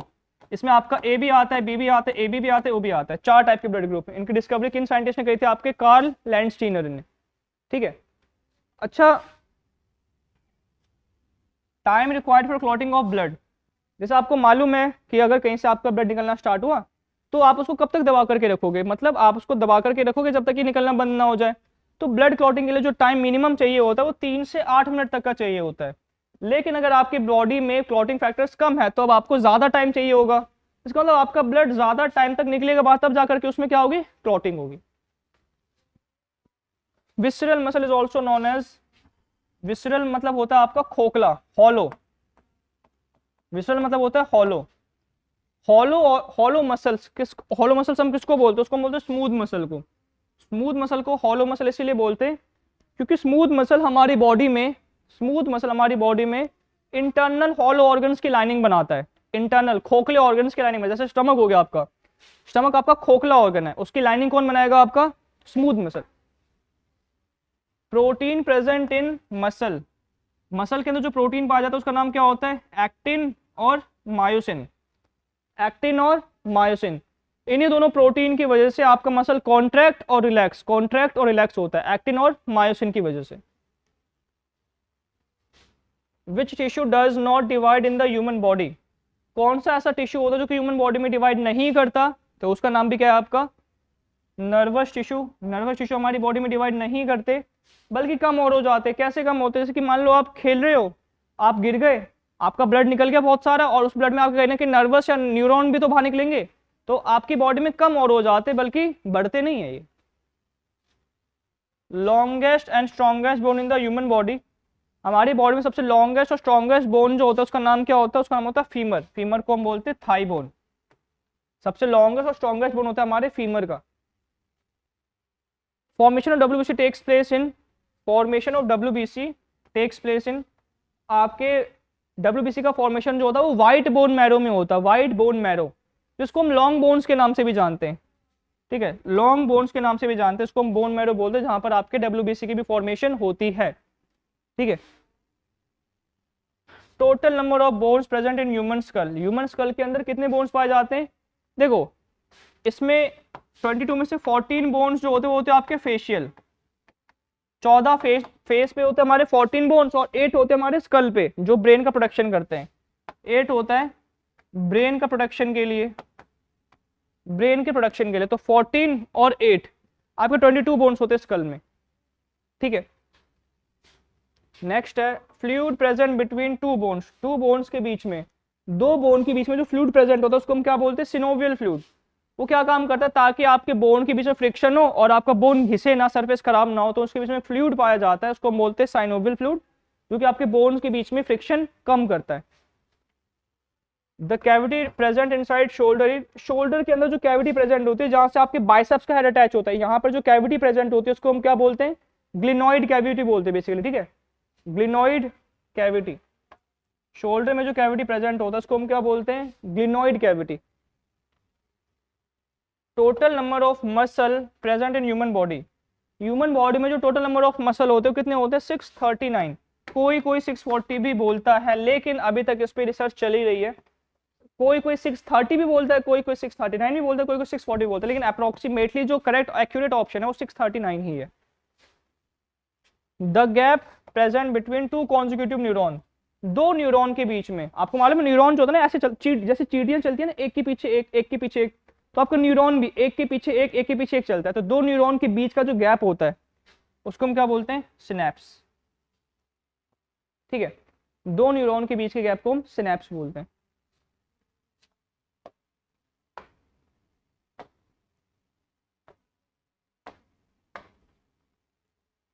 नेक्स्ट है आपका organ system. Hardest tissue present in our bone, हमारे पूरी बॉडी में जो हार्डेस्ट टिश्यू होता है उसको हम क्या बोलते हैं? वो होता है हमारा बोन। हार्डेस्ट टिश्यू जो होता है हमारी बॉडी में उसको हम क्या बोलते हैं? Bone. What is the structural and physiological unit of lungs, lungs का स्ट्रक्चरल और फिजियोलॉजिकल स्ट्रक्चर देखो, एल्वियोलाई जो होता है ना, वैसे तो एल्वियोलाई ही होता है आंसर, एल्वियोलाई जो होता है वो गैसेस एक्सचेंज करवाता है। आप इनहेल करते हो, एयर जाता है आपके ट्रैकिया, ट्रैकिया से बेसिकली जाता है आपके ब्रोंकस, ब्रोंकस से ब्रोंक्यूलस, ब्रोंक्यूलस से एंड में आपके लंग्स के छोटे छोटे बलून लाइक स्ट्रक्चर होते हैं, उनको बोलते हैं एल्वियोलाई। एल्वियोलाई में जाते हैं एल्वियोलाई। तो एल्वियोलाई जो होता है आपके फिजियोलॉजिकल और स्ट्रक्चरल यूनिट होता है लंग्स का। It prevents entry of food and water in wind pipe, wind pipe के अंदर मान लो देखो ये आपका फूड पाइप जा रहा है, ये आपका विंड पाइप है, ये आपका फूड पाइप और ये आपका विंड पाइप। आपको बोला जाता है कि खाते टाइम हंसना है, बोलना नहीं चाहिए। क्यों नहीं बोलना चाहिए? देखो जब हम सांस लेते हैं ना तो आपका ये यहाँ पर एक कैप लगा होता है, एक कैप, उसको हम बोलते हैं एपिग्लोटिस। जब हम बोलते हैं तो कैप ना ऐसे खुला हुआ होता है ताकि एयर जो है आपका विंड पाइप में जाए जब हम बोलते हैं या नॉर्मल बैठे होते हैं। लेकिन जब हम खाते हैं तो आपके ये जो एपिग्लोटिस होता है वो आपके ट्रैकिया के ढक्कन को ऐसे बंद कर देता है ताकि कोई भी खाना या पानी आपके बेसिकली ट्रैकिया या विंड पाइप में ना जा पाए। लेकिन अगर आप खाते टाइम बोलते हो तो ये ना थोड़ा सा खुल जाता है, जिसकी वजह से आपका खाना जो है, पानी जो ट्रैकिया में चला जाता है और इतना तेज प्रेशर लगता है कि आपका खाना या पानी नाक से और मुंह से बाहर आ जाता है। एपिग्लोटिस काम करता है, एपिग्लोटिस आपके खाने या पानी को अंदर एंटर नहीं करने देता। Site of exchange of gases, gases exchange जो होता है वो आपके एल्वियोलर मेम्ब्रेन, एल्वियोलाई के मेम्ब्रेन से। मान लो ये आपके एल्वियोलाई है, ये उसका मेम्ब्रेन है, तो गैसेज जो एक्सचेंज अंदर बाहर जो गैसेज जाएगा वो किसके थ्रू जाते हैं, आपके एल्वियोलर मेम्ब्रेन के through. It separates mouth from nasal cavity. हमारा जो माउथ है, बक्कल कैविटी और नेजल कैविटी, इसको सेपरेट कौन करके रखता है, हमारा जो जॉ है ना, जॉ के जो अपर वाला पार्ट, अगर आप टंग से अपना अपर वाले पार्ट को टच करोगे, बक्कल कैविटी के अपर वाले पार्ट को, तो वहां पे इरेगुलरिटीज मिलेंगी, बहुत ज्यादा इरेगुलर फील होगा आपको। पैलेट बोलते हैं उसे। पैलेट जो होता है आपके बक्कल कैविटी का ऊपर वाला सरफेस होता है, ऊपर वाला सरफेस, जो कि आपके नेजल कैविटी को माउथ से डिवाइड करके रखता है, सेपरेट करके रखता है। Physical digestion is done in the human body by, physical digestion का मतलब है कि शेप चेंज होना, आपके खाने का शेप चेंज कौन करता है, आपके टीथ करते हैं, दांत करते हैं। तो फिजिकल डाइजेशन कौन करता है, आपका teeth. Amount of air inhaled और एक्सहेल्ड ड्यूरिंग रेस्ट, हम रेस्ट कर रहे हैं तो हम कितना एयर इनहेल या एक्सहेल करते हैं, वो होता है हमारा टाइडल वॉल्यूम। 500 ml, 500 ml हम इनहेल करते हैं, 500 ml हम एक्सहेल करते हैं। देखो यहाँ पे ml क्यों लगाया गया है, क्योंकि आपका गैस क्या है, गैस और लिक्विड दोनों को मिलाकर के हम फ्लूइड ही बोलते हैं, फ्लूइड बोलते हैं हम। तो फ्लूइड के जो वॉल्यूम है बेसिकली इसको हम किस में नापते हैं, ml में नापते हैं, मिलीलीटर में नापते हैं। तो एक बार में जब आप रेस्ट कर रहे हो तो आप ना सांस लेते हो, 500 ml सांस लेते हो, 500 ml सांस छोड़ते हो, रिलीज करते हो, उसको हम क्या बोलते हैं, टाइडल वॉल्यूम बोलते हैं। नेक्स्ट आपका downward movement of bolus through out oesophagus. ये हमारा फूड पाइप होता है, फूड पाइप के अंदर डाउनवर्ड मूवमेंट जो होती है बोलस की, आपके चबाए हुए खाने की, च्यूड फूड के जो डाउनवर्ड मूवमेंट होते हैं उसको हम क्या बोलते हैं, पेरिस्टाल्सिस। आपके फूड पाइप के अंदर जो बोलस की मूवमेंट होती है डाउनवर्ड, उसको हम क्या बोलते हैं, peristalsis. Total number of chambers in the stomach of ruminant animals. Ruminant animals का मतलब जिनके पास र्यूमेन प्रेजेंट होता है, जैसे कि आपका काउ हो गया, बैफलो हो गया, इनके स्टमक का जो चेंबर होता है ना, उनके अंदर चेंबर्स कितने पाए जाते हैं, 4 चेंबर्स होते हैं। 4 चेंबर्स का मतलब है कि बेटर डाइजेशन, बहुत अच्छा डाइजेशन कर सकते हैं, वो आपके सेल्यूलोज का भी डाइजेशन कर सकते हैं जो कि हम नहीं कर सकते। Which cells release HCl in the stomach, stomach में कौन से ऐसे सेल होते हैं जो कि एचसीएल का सिक्रेशन करते हैं, उनका नाम होता है ऑक्जेंटिक सेल्स। ये आपके स्टमक की वॉल पे लगे होते हैं और एचसीएल का सिक्रेशन करते हैं। Inner mucosa of small intestine have finger like projections called, आपके बेसिकली स्मॉल इंटेस्टाइन पे ऐसे ना फिंगर लाइक प्रोजेक्शन होते हैं, फिंगर लाइक प्रोजेक्शन जो कि एब्जॉर्प्शन में हेल्प करवाते हैं, उसका नाम क्या होता है, विलाई नाम होता है उनका, villi. The protein digestive enzyme present in the stomach, stomach के अंदर जो प्रोटीन डाइजेस्टिव एंजाइम होता है उसको हम क्या बोलते हैं, पेप्सिन। पेप्सिन आपके प्रोटीन को कन्वर्ट कर देता है किसमें, अमीनो एसिड में। पेप्सिन का पूरा नाम जो होता है वो होता है pepsinogen. The acidic food coming from stomach is neutralised by, आपके स्टमक से जो एसिडिक फूड जाता है नीचे की तरफ स्मॉल इंटेस्टाइन में, उसको न्यूट्रलाइज कौन करता है, देखो आपका एसिडिक फूड होता है, मतलब हाईली एसिडिक होता है आपका, ठीक है, एसिड क्योंकि मिला हुआ होता है उसमें। आपका जो आपका पैंक्रियाटिक जूस होता है ना, वो होता है आपका हाईली बेसिक, आपका हाईली एसिडिक हाईली बेसिक मिलेगा तो क्या होगा, न्यूट्रलाइजेशन होगी, सॉल्ट और वाटर बनेगा आपका। तो आपके एसिडिक फूड जो कि स्टमक से आता है उसको न्यूट्रलाइज कौन करता है, pancreatic juice. Site of complete digestion in human body, हमारे बॉडी में कंप्लीट डाइजेशन, कंप्लीट फूड का ब्रेकडाउन कहां पर होता है, स्मॉल इंटेस्टाइन में। स्मॉल इंटेस्टाइन के बाद एक भी चीज का ब्रेकडाउन नहीं होता, इस चीज का ध्यान देना। तो इसका आंसर क्या होगा आपका, स्मॉल इंटेस्टाइन।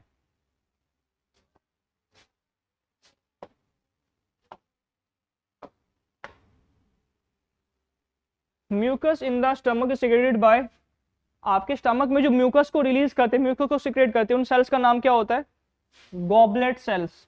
गॉबलेट सेल्स आपके म्यूकस को रिलीज करते हैं स्टमक में, और म्यूकस क्या काम करता है, आपके स्टमक को बचाता है किसके हार्मफुल इफेक्ट से, एचसीएल के हार्मफुल इफेक्ट से, उसको म्यूकस बोलते हैं। वो रिलीज कौन करता है, आपका goblet cells. Bio catalyst present in the living organism are called, हमारी बॉडी में जो बायो कैटलिस्ट, लिविंग कैटलिस्ट जो होते हैं, जो कैटलिस्ट जो होते हैं हमारी बॉडी में, उनको हम क्या बोलते हैं, एंजाइम्स बोलते हैं।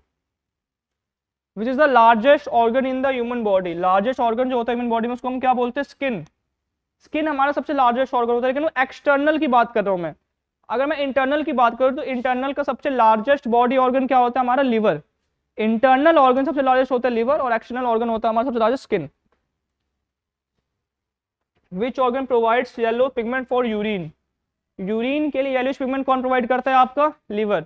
लिवर आपका एक पिगमेंट रिलीज करता है, उसका नाम होता है यूरोबिलिन, या यूरोक्रोम भी बोल सकते हो। जो कि यूरिन को येलोइश कलर प्रोवाइड करता है। Heart is present inside the cavity is called, यहाँ पर एक कैविटी होती है जहाँ पे हार्ट लोकेटेड होता है, उस कैविटी का नाम क्या होता है? उस कैविटी का नाम होता है thoracic cavity, thoracic cavity. The left lung is slightly smaller than the right because it has two lobes instead of three, and it also makes room for, आपके लेफ्ट साइड का जो लंग्स होता है ना, छोटा होता है साइज से, क्योंकि वो 2 लोब से मिलकर के बना होता है। राइट लंग्स आपके 3 लोब से मिलकर के बना होता है। ऐसा इसलिए भी होता है कि लेफ्ट लंग जो होता है ना, वो आपकी जगह बनाता है किसके लिए? हार्ट के लिए। किसके लिए? हार्ट के लिए।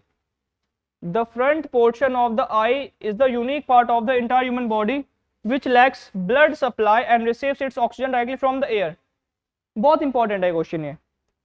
कौन सा ऐसा बॉडी पार्ट होता है जहां पर ब्लड वेसल्स नहीं होते? ब्लड वेसल्स नहीं होते, वो अपना ऑक्सीजन जो है ना डायरेक्टली एयर से लेते हैं, डायरेक्टली एयर से। तो हमारा कॉर्निया, आई का सबसे बाहर वाला पार्ट जो होता है वो होता है कॉर्निया, उसके अंदर ब्लड वेसल्स नहीं होते। तभी बोला जाता है कि आप कॉर्निया जो है ना, आप डोनेट कर सकते हो।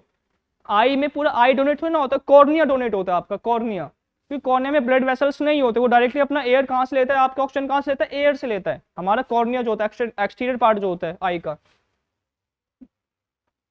The largest cell in human body, human body में सबसे लार्जेस्ट सेल क्या होता है आपका? एग या ovum. The only organ in the human body that can float on water, water पे कौन सा हमारा ऑर्गन होता है जो कि फ्लोट कर सकता है, जो कि अंदर से खोखला है? कौन सा होता है आपका? लंग्स। अगर आप लंग्स के अंदर सारा फ्लूइड निकाल दोगे तो आपका हो जाएगा खोखला, बिल्कुल आपके बैग बलून की तरह काम करता है वो। लंग्स आपका फ्लोट कर सकता है वाटर के ऊपर। The only body part which can not repair themselves, teeth जो होते हैं अपने आप को कभी भी रिपेयर नहीं कर सकते, जिसकी वजह से आपको इनकी बहुत ही ज्यादा केयर करनी पड़ती है। अगर आप केयर नहीं करते तो बेसिकली खुद को रिपेयर नहीं कर सकते और आपको बार बार डेंटिस्ट के चक्कर लगाने ही पड़ेंगे। टीथ खुद को रिपेयर नहीं कर पाते। The largest blood vessels in the body, हमारी बॉडी में सबसे लार्जेस्ट ब्लड वेसल जो होता है, जो कि आपके सर्कुलेटरी सिस्टम में पाया जाता है, उसको हम क्या बोलते हैं? Outta. Strongest muscle in the human body, strongest muscle जो होता है ह्यूमन बॉडी में, उसको हम क्या बोलते हैं? Jaw muscle. जॉ मसल को क्या बोला जाता है आपका? मैसेटर भी बोला जाता है, मैसेटर। कुछ कुछ लोग बोलते हैं कि आपका टंग है सबसे स्ट्रॉन्गेस्ट, कुछ लोग बोलते हैं आपके जॉ मसल है, लेकिन अगर आप साइज के अकॉर्डिंग देखोगे तो आपके मसल का साइज इतना सा होता है, और हमारा जॉ मसल जो होता है ना 95 kg तक का फोर्स लगा सकता है। इस हिसाब से आप स्ट्रॉन्गेस्ट बोल सकते हो इन्हें। Hardest bone in the human body, हमारी बॉडी में सबसे हार्डेस्ट बोन कौन होता है? जॉ का ही बोन होता है, जो कि सबसे आपका हार्डेस्ट होता है। The weight of an adult human brain, adult human brain का जो वेट होता है वो कितना होता है आपका? 1.5 किलो, 1.5 kg के आसपास। फीमेल में आपके 1.3 से 1.4 kg होता है, मेल में आपको 1.5 या उससे थोड़ा ज्यादा भी हो सकता है। ठीक है।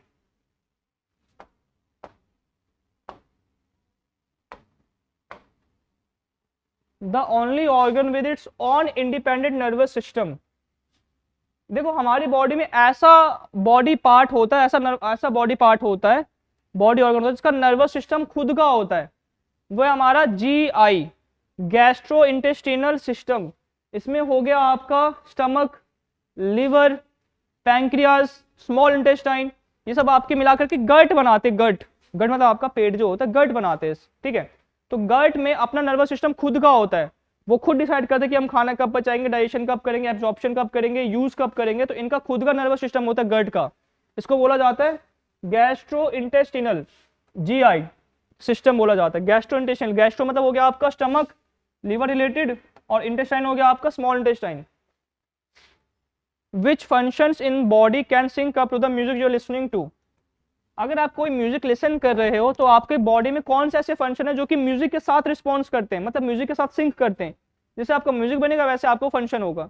तो होता है ब्रीदिंग और हार्ट रेट। जब आप कोई बहुत इमोशनल सॉन्ग सुनते हो तो आपके गूज़बम्प्स आ जाते हैं, आपका हार्ट रेट थोड़ा रिस्पॉन्स करता है, सिंक करता है गाने के थ्रू। जब आप जॉयफुल गाना सुनते हो, नाचने वाला गाना सुनते हो, तब आपका हार्ट बीट तेज हो जाता है, आप अच्छा खासा मतलब डांस करते हो।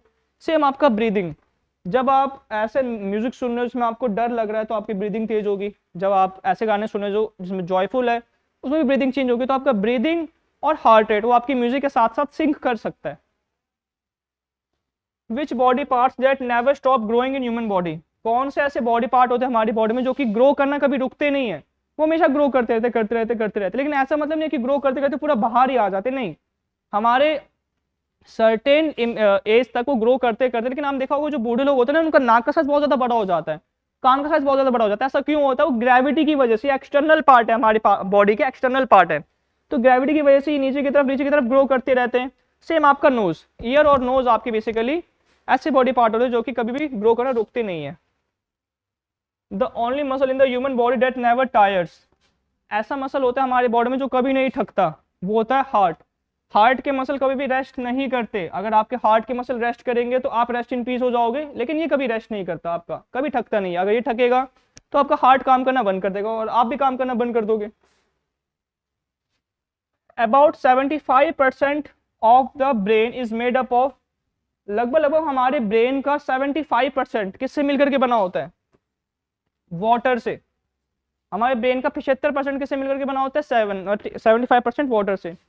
लेकिन अगर आप पानी बहुत कम पीते हो, आपने देखा किसी किसी को ना हेडेक्स आते रहते हैं फ्रीक्वेंटली, बिना किसी बात के हेडेक आते रहते हैं, अगर उसकी बॉडी डिहाइड्रेटेड है तो ऑब्वियसली है कि उसके सर में दर्द होगा, क्योंकि आपका ब्रेन 75% पानी से मिलकर के बना है, तो उसको पानी भी अच्छा खासा चाहिए। अगर आप इसको पानी अच्छा खासा नहीं दोगे तो यह आपके ब्रेन में, सर में हेडेक कॉज करेगा। Which ions are essential for brain to functions normally, brain को फंक्शन करने के लिए कौन से आयन्स चाहिए? ज्यादातर पोटेशियम और सोडियम। आपको मालूम है ये दोनों आपके ना सबसे ज्यादा पाए जाते हैं वाटर में, क्योंकि आपका सबसे ज्यादा पाए जाते हैं आपके वाटर के अंदर पाए जाते हैं, वाटर के अंदर सोडियम और पोटेशियम वाटर के अंदर बहुत पाए जाते हैं। आपको मालूम है अगर ब्रेन 75% पानी से मिलकर के बना है तो पानी को किस चीज की रिक्वायरमेंट है? पोटेशियम और सोडियम। ऑब्वियसली इसको ये दोनों आयन्स ज्यादा चाहिए। विच living organism has the smallest heart, सबसे स्मॉलेस्ट हार्ट किसका होता है? फेरी फ्लाई। फेरी फ्लाई जो होता है एक टाइप का वॉस्प होता है, ये वॉस्प, इसका हार्ट जो होता है सबसे स्मॉलेस्ट होता है, सबसे smallest. Natural pacemaker present in mammalian body, mammals के अंदर जो नेचुरल पेसमेकर पाया जाता है उसको बोला जाता है सैन। अब ये सैन का मतलब क्या होता है? सैन का मतलब होता है साइनो ऑट्रियल नोड। क्या बोला जाता है? Sino atrial node. ये नेचुरल पेसमेकर होता है आपके हार्ट का, ये आपके हार्ट बीट का रिदम मेंटेन करवाता है, कितना ब्लड फ्लो कर रहा है, कैसे ब्लड फ्लो कर रहा है, उसका रिदम कौन मेंटेन करवाता है? आपका सैन। ठीक है, तो सैन को हम साइनो ऑट्रियल नोड भी बोलते हैं, जो कि आपके हार्ट का पेसमेकर कहलाता है, आपके हार्ट का रिदम मेंटेन करके रखता है ये सैन जो होता है। Which organ has low chance of developing cancer, कौन सा ऐसा ऑर्गन होता है उसके पास बहुत लो चांस होता है कि आपको कैंसर हो? वो होता है हार्ट। आपने सुना होगा कार्डियक मसल जो होता है इसका ग्रोथ रेट बहुत कम होता है, कार्डियक मसल्स बिल्कुल ना के बराबर ग्रो करते हैं, हार्ट के मसल्स बिल्कुल ना के बराबर ग्रो करते हैं। अगर क्योंकि ये ग्रो नहीं करते ज्यादा तो वहां पे कैंसर होने का तो चांस बहुत कम होता है, क्योंकि कैंसर का मतलब ही क्या होता है? Unwanted growth of cells. Grow आपके सेल्स के अनवांटेड ग्रोथ जो होता है उसी को हम क्या बोलते हैं? कैंसर। लेकिन हार्ट आपके ऐसी जगह होते हैं जहां पर आपके ग्रोथ होती ही नहीं है, तो यहाँ पे सबसे कम चांसेस होते हैं कि आपको कैंसर हो। 70% of the body waste is excreted through, 70% आपके बॉडी का जो वेस्ट होता है उसको एक्सक्रीट कौन करता है? आपका लंग्स। लंग्स क्या एक्सक्रीट करता है? Carbon dioxide. आपको क्या लगता है कि लंग्स जब आप ब्रीथ आउट करते हो, मतलब एक्सहेल करते हो, तो खाली आपका कार्बन डाइऑक्साइड निकलता है? कार्बन डाइऑक्साइड के साथ साथ और भी आपके गैसेस निकलते हैं बाहर, हीट निकलता है, और भी आपके वेस्ट प्रोडक्ट निकलते हैं बाहर, ठीक है, जो कि आपकी बॉडी को टॉक्सिसिटी से फ्री करता है। तो सबसे ज्यादा बॉडी वेस्ट निकालता है आपका, 70% बॉडी वेस्ट निकालता है आपका लंग्स, खाली ब्रीथिंग से। The amount of saliva we produce increases suddenly when we vomit to protect our teeth from, आपको मालूम है जैसे हमें उल्टी आती है ना तो हमारे माउथ में बहुत ही ज्यादा सलाइवा प्रोड्यूस होता है, बहुत ही ज्यादा सलाइवा, वो सलाइवा आपके टीथ को कवर कर लेता है, टीथ को। क्यों? क्योंकि जो आपका फूड आ रहा है स्टमक से वो तो एसिडिक फूड है ना, ताकि वो आपके दांतों के इनामल की जो लेयर होती है, ताकि आपके टीथ पे इनामल की जो लेयर होती है उसको खराब ना कर दे। तो आपके वॉमिट जो होता है, वॉमिट वो क्या काम करता है? आपका सलाइवरी ग्लैंड होता है, सलाइवा ज्यादा से ज्यादा रिलीज करता है, ताकि बेसिकली वो आपके टीथ में कोई अफेक्ट ना कर पाए, जो आपके स्टमक से एसिडिक फूड होता है, ताकि इसको अफेक्ट ना कर पाए, उसको हम क्या बोलते हैं? आप कह सकते हो कि सलाइवा ज्यादा से ज्यादा रिलीज होते हैं वो, ठीक है। नेक्स्ट है the largest and only single organ system in the body.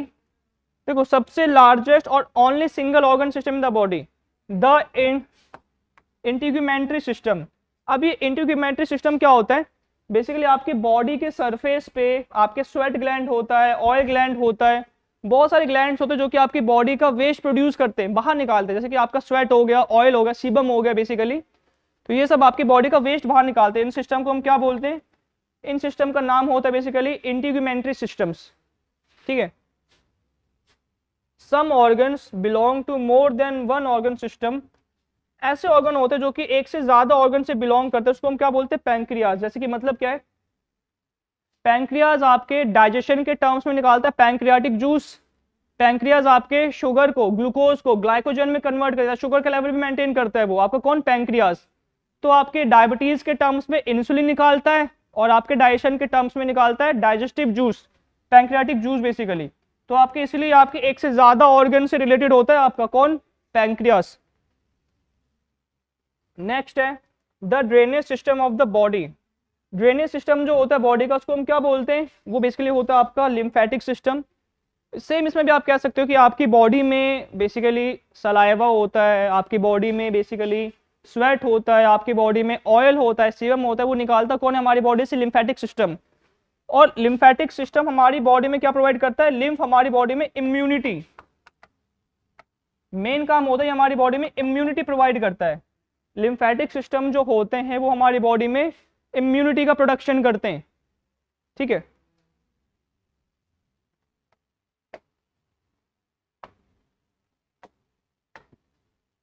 Last है आपका डिजीज।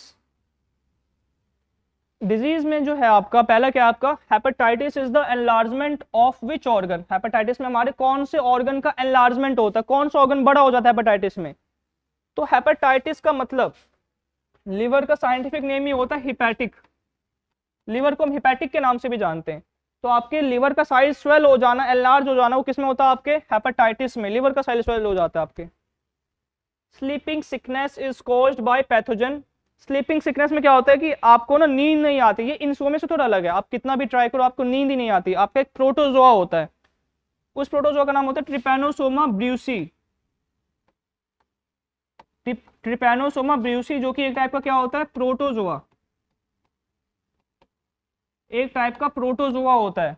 ये आपकी बॉडी में स्लीपिंग सिकनेस कॉज करता है, इसका नाम क्या होता है? ट्रिपैनोसोमा ब्रूसी, एक टाइप का प्रोटोजोआ।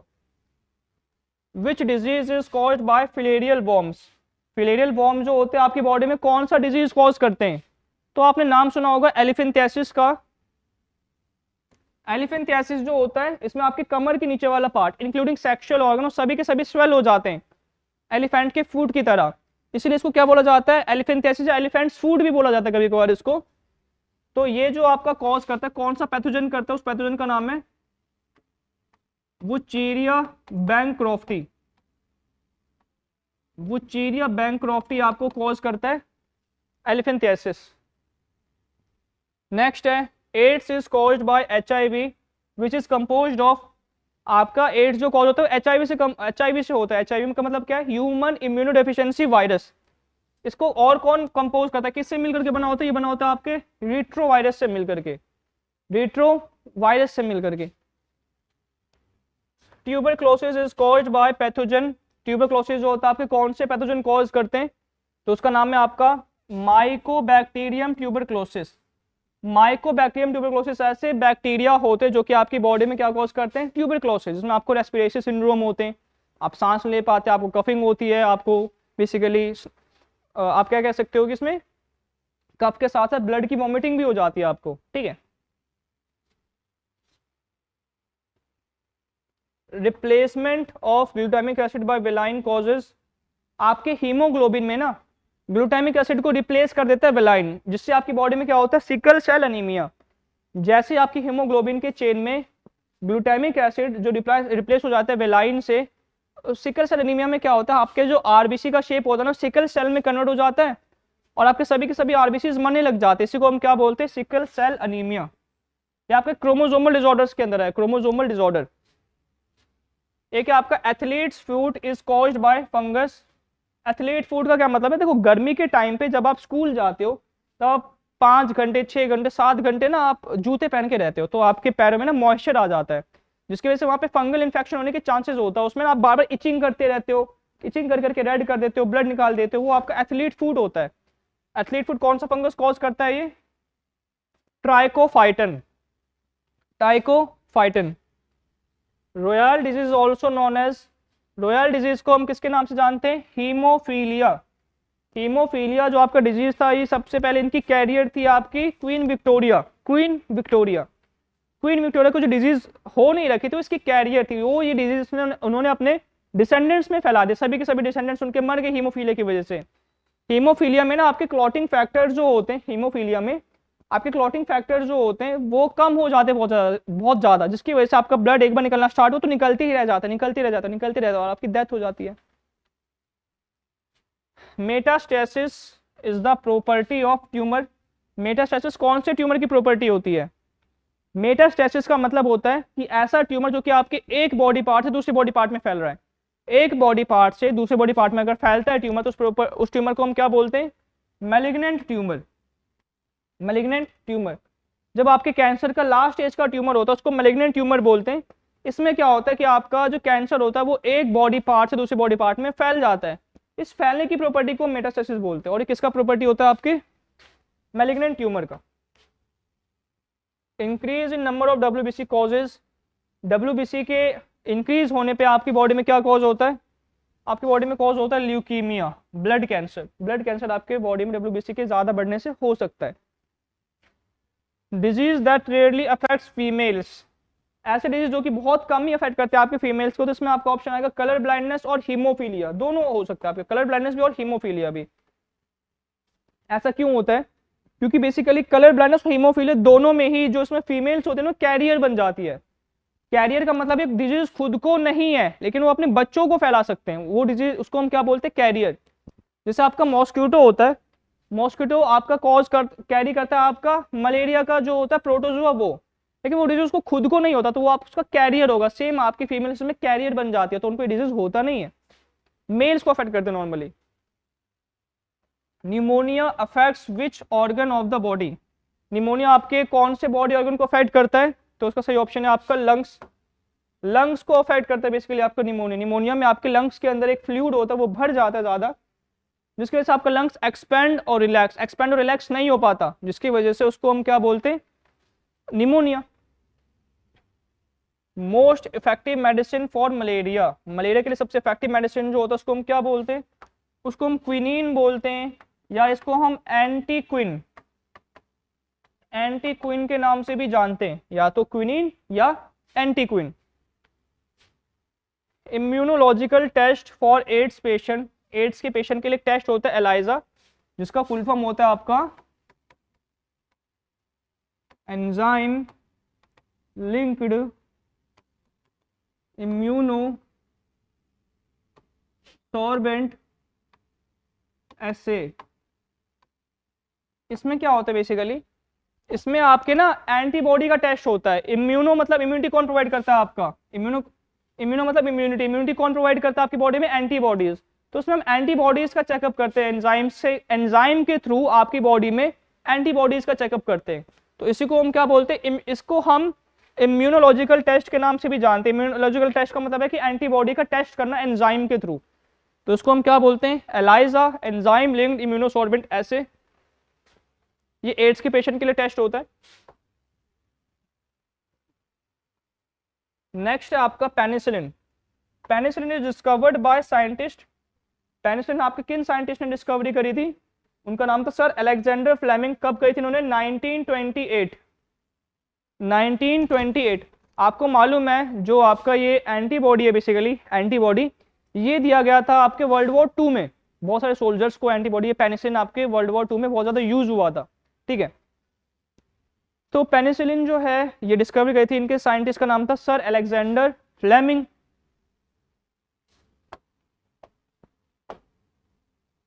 तो बेसिकली ये आपके बहुत ही ज्यादा इंपॉर्टेंट फैक्ट्स से बायोलॉजी के, जो हो सकता है कि आपके एग्जाम्स में पूछे जा सकते हैं। तो इसी के साथ हम अपनी क्लास खत्म करते हैं, मिलते हैं फिर अपनी नेक्स्ट क्लासेस में।